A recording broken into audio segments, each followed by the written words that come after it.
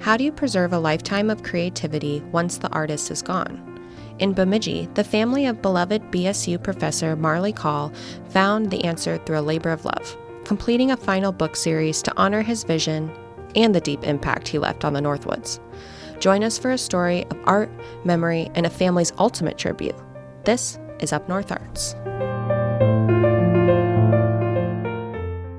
Production funding of Up North Arts is made possible in part by First National Bank Bemidji, continuing their second century of service to the community. Member FDIC. Hug Hydronics, committed to making in-floor heating simple, providing in-floor heating solutions for both commercial and residential. More info at hughydronics.com. Closed captioning of Up North Arts is provided in part by Renaissance Hearing Center, committed to enhancing your hearing, allowing you to enjoy life's most important moments.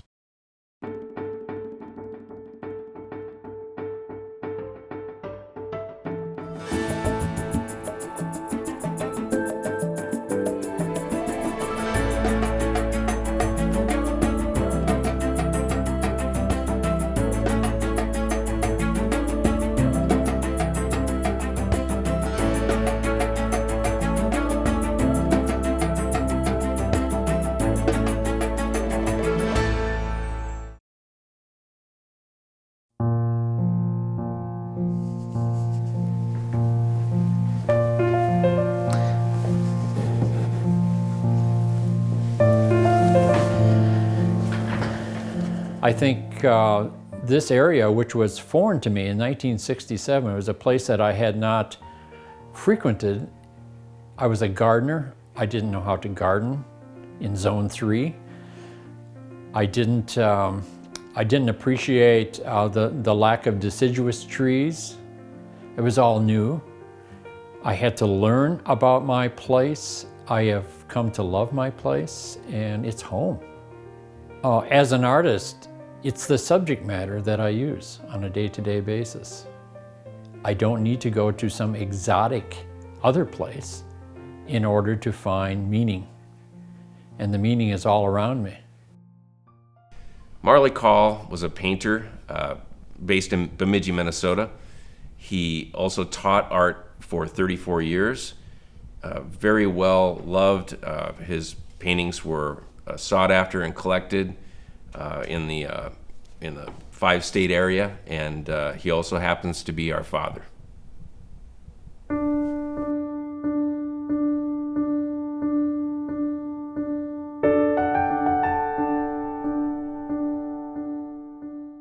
So I met Marley at Mankato State when I was a freshman in the art department and painting class.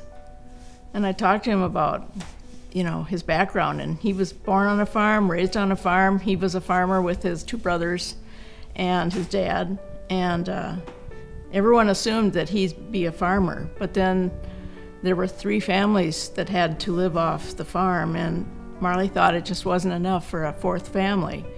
So he went to college on a baseball and basketball scholarship, and then he took a night class at Mankato State, and he fell in love with painting and art. So he decided that's what he wanted to major in. People asked him if he was just going to be an artist, and so he decided that he probably should be a teacher of art as well as an artist. And that satisfied his parents, and they were happy that he'd be making a good living. So when Marley saw there was an opening at Bemidji State for a 1-year position in the art department, he applied. And he interviewed for that job, and he got it. The vets were coming home from Vietnam War, and the population of students was expanding. And so he was hired to teach that year, but the population of students kept expanding, so they gave him a tenure-track position the next year, and we never left Bemidji.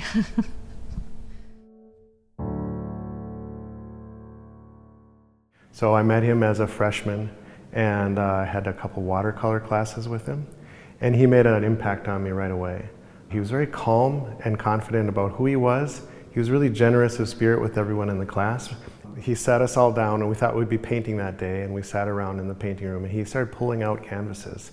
And he talked about his college days, undergrad and graduate school, and he pulled out paintings that he still had from his undergraduate and graduate program. And he talked about how painting and how artists evolve and change and work on different problems. And he allowed each of us he didn't make us do his work. He allowed us to find a style that, do the assignment, but find it in a style that was comfortable and familiar with you. So we came to Bemidji in 1962, and he retired in 1997. He has a studio on our property, separate building, and his dream after he retired was to be able to paint full-time there. I mean, he was teaching full-time and painting full-time during his teaching career, but after he retired from teaching, he continued to paint full-time, and he produced, over 500 works in his lifetime.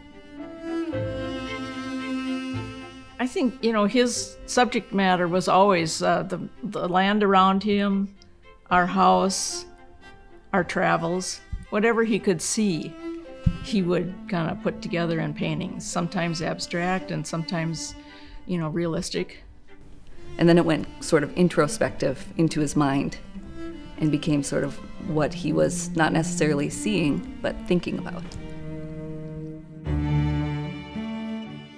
Yeah, he did lots of drawings ahead of time of his ideas, and some worked and some didn't. And so some of the decisions that I make are not predetermined. They're determined by what's going on at with the painting. It's like playing a ball game where you've had good intentions and you find yourself behind and you change your strategy. I like to use athletic analogies. I'm a baseball fan. Pretty much started with oil paint and then found he was a little bit allergic to oil paint, so then he switched to acrylic paint. So drawing, ink, acrylic paint. Now, acrylic is a water-based material and dries very, very fast. And so I had to learn an entirely new process. Where before I was waiting for paint to dry, now I was saying, don't dry so fast. He really did it for himself, and that's what drove him, and he had a lot of discipline around that. He would become noticed by, the North Dakota Museum of Art. The Wiseman Museum has a piece in his collection, so his work began to get noticed, but he never drove that. He was just really painting for himself. He had to teach egg tempera painting to his class once, so he had to learn it himself. And so he got some books and made his own paint, which is what the early egg tempera painters did. Egg yolk, water, a little oil, I believe, and pigment. And so he did that and learned how desperately slow that was. It's sort of like watching the garden grow. The garden is planted, and then it takes some time for those to sprout up, and then it takes a great amount of time before they become mature fruits. He loved it, and so he just kept making egg tempera paintings along with acrylic paintings. Growing up around all of this art was just a part of our daily life. And we got used to Dad working on paintings and drawings, sometimes in the house in the winter, sometimes out in the studio. I guess we didn't realize quite how much work he was getting done. We must have left him alone enough. Just amazing stuff. So it was always a creative atmosphere. Later when I went to college and came back, we started having conversations about art a little differently than you can when you're growing up. And I'm a musician, and we would talk about the relationships between mixing music and mixing paint, and just wonderful times. We were always offered all the supplies and opportunities to create that we wanted. So we had drawing tables on either side of the TV, and for a long time in the family room, and we would sit and draw, and it was the time when there were maybe 3 channels available, so we drew a lot. and just grew up that way. And he was always teaching us. I don't think I realized it then, but looking back, he was always educating about seeing and really looking at things and the smallest details on a leaf. As he was gardening, he would say, look at that, look what that bug did. And so he taught us to see. He never pushed us into a path, but I ended up getting my BFA in painting at Bemidji State with him, and it was a wonderful experience. I was speaking recently about the book and thinking back about my education, and I really didn't have one of those pivotal moments in a class where he said something that changed my life, like many students have had, because I grew up with it. It was just in the air we breathed and part of the environment that we grew up in. So having him as a professor and instructor and mentor and advisor was a pretty amazing experience.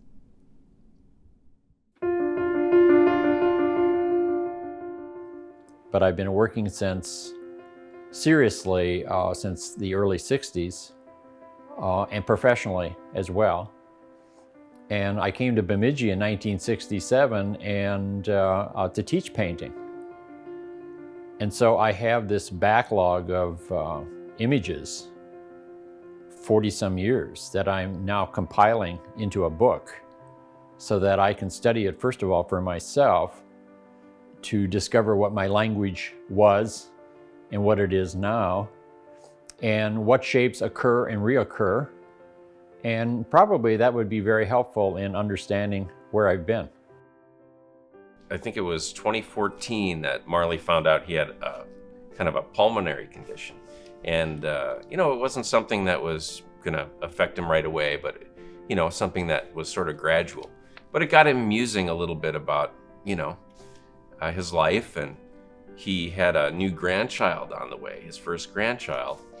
And so he started writing letters to her, thinking, well, if I'm not around, I want to have these letters to tell her what I really think about art and about all the things he would have shared with her.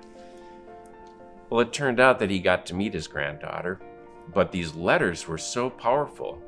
He showed them to a friend, Kathleen Weflin, and Kathleen looked at them and said, these would make a great book. And as it happened, each of the letters was written about a certain piece of art that he had done, one of his Egg Temper series. And as they looked at it, they thought, well, we could pair a letter on one side and the art on another. And I think Sandy and Kathleen and Marley talked it through and decided to make a book. And the first one came out in 2015 called Letters to Isabella.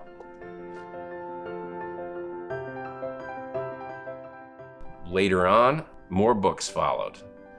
Marley has a great friend, Jerry Willimek. Jerry was once a student of Marley's. They would have these conversations at the coffee shop about art and about philosophy, and Jerry writes poetry. So they would have big conversations, and Jerry would go home and write some poetry, and Marley would go home and paint. And as it turned out, they decided to pair the poetry and the art in a book called We Sit. We Sit came out a few years after Letters to Isabella, and they followed that up with a third book, For Now, which also pairs poetry and art. Later on, around 2020, Marley had the idea of looking back at his lifetime of making art and perhaps creating a retrospective. He started out on book 4 by going through all of his slides, and he went through them with his book designer, Lynn Phelps. They kind of looked at the slides, decided which one might be reproducible, and I think there were just boxes and boxes of slides from the 60s, 70s, 80s, 90s. He wrote an introduction for the book, kind of indicating what he wanted to do with it. Well, after Marley passed away, we talked about how we were going to go forward, and we thought that the three of us would finish that book, and along with the editor and the designer, And we'd have to make some decisions about what was going to be in the book and what was not, but we basically have about 300 images in the book, so it's a really representative volume of his painting career. When we looked at going into the book 4 process, we really looked to Sandy to guide us, because she had been through the previous 3 books with Marley. She knew the publishing business. They had set up their own publishing company. And she also, with a master's in museum studies, she had a real knowledge of how an art book should be presented. What are the important things to have in it? What is the level of quality to expect? And it was high. So we had to meet her standards. And we're really glad that she was there to guide us.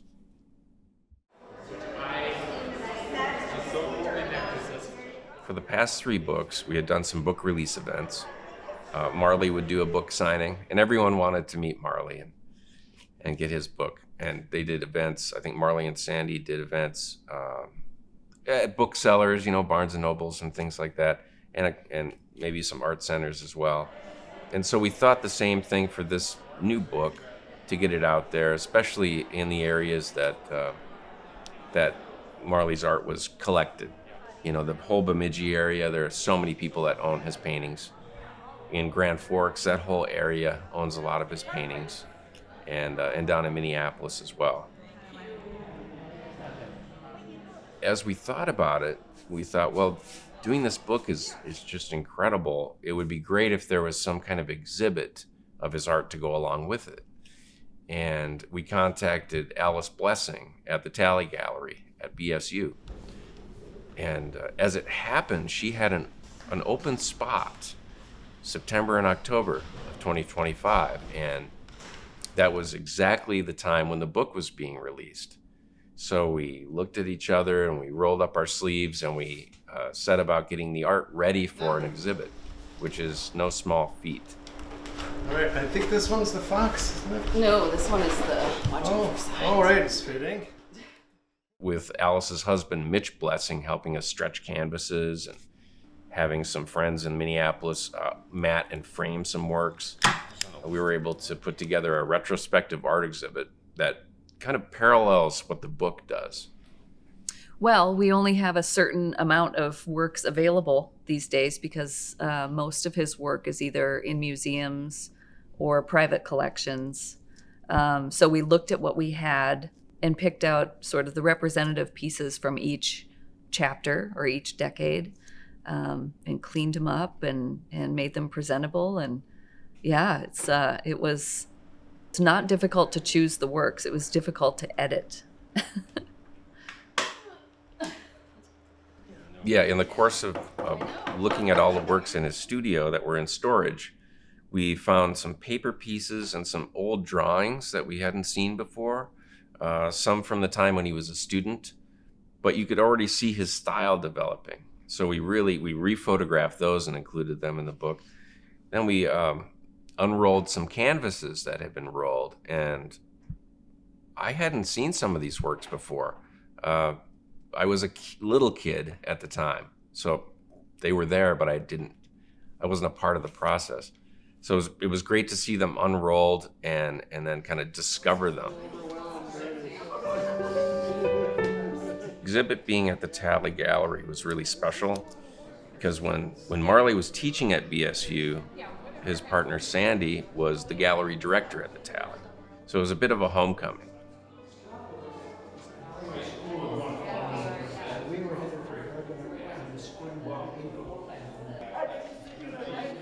We had a really nice turnout for the opening. We had a lot of old friends show up. We had family come from out of town that we hadn't seen. We had students of Marley's that came out of the woodwork. They were all surprised by what they saw because I think each of them had seen a section of his work, a time of his work. Some knew the 80s, some knew the 70s, but none of them had seen all of this. They didn't realize how much he had done over the years, how many different styles he had tried. As Kathy Weflin noted in her introduction to the book, he knows about color, and he uses color in a way that is really unusual. He's able to use a lot of intense, bright colors. He can draw. And so color, as Kathy said, color was his medium. And color was what he used to communicate, no matter the subject matter. And not every artist is a great colorist. So I think that's one of the things that stands out. My favorite painting is the one that's at the entrance right under the name Tally Gallery, and it has a crow in the foreground. And he used color that I hadn't seen before, and it's almost neon, but it's a light source that's coming from within the forest, and it glows in an eerie way, which draws me. I just love that effect that it had. It's unique in his painting style. I took a workshop at the Watermark. Our last meeting, we were supposed to bring an idea for a pitch, because we all were promoting our books or about to promote our books. And the most important part in terms of doing some promotion and marketing is having a short and sweet and effective pitch. And all of the other people, all the 4 other people in the group were writers, and I'm not a writer. So I tried my hand at writing a pitch, and there was kind of silence after I read it. And then Will Weaver said, and then afterwards I said, the truth is, my kids and I had to get ourselves together and make a plan for finishing this book, because we promised Marley we would. So, and Will Weaver said, Sandy, that's your pitch.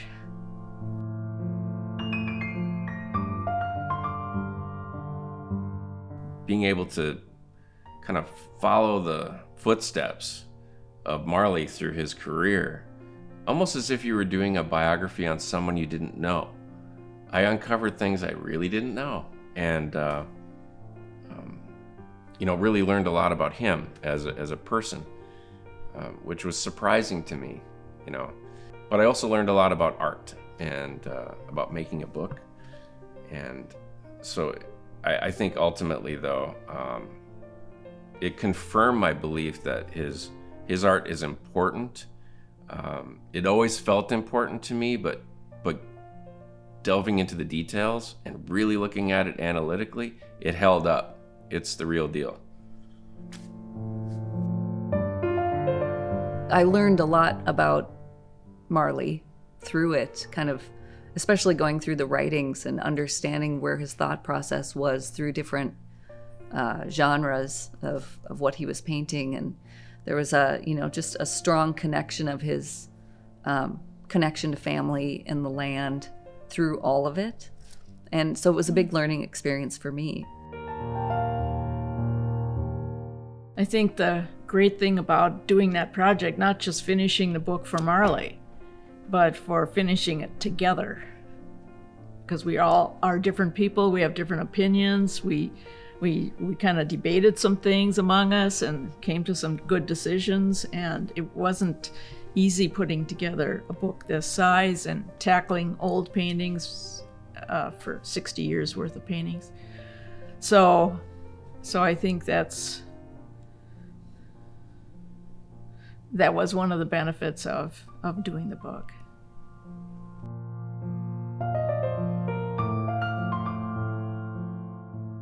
Before he was taken to the hospital and passed away, he was in the middle of a series of 8 egg tempera paintings, and he had done drawings on all of them, and then he had begun to add black and white on all of them, and then they were all going to be black and white and gray. And one day, he just couldn't help himself. He started using color. And pretty soon, all these panels had some color in them. One had a lot of color, and then as they went to the end, less and less color. And so it's in my that group is in my dining room, and it's in the book. And it's at the end of the book. And along with it is a beautiful poem by Jerry Willimek, who is his friend. So that turned out to be a beautiful ending to the book. Yeah.